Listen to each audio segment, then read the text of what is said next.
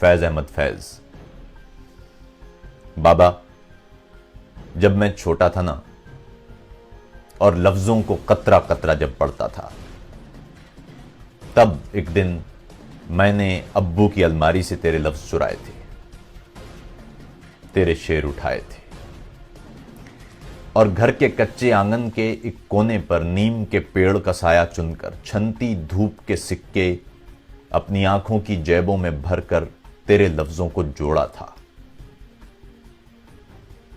بابا، میں نے اس دن خود سے عہد کیا تھا، میں بھی ایک دن ایسے ہی سچے لفظوں سے اپنے دیس کے جلتے بجھتے ان لوگوں کو ظالم سے ٹکرا جانے کی طاقت دوں گا، سچائی کو نہ بیچوں گا۔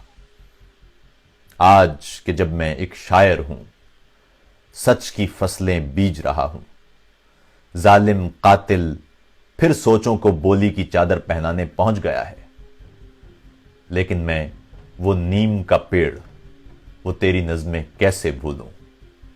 بابا، میں نے ظلم سے لڑنا تیری نظموں سے سیکھا ہے۔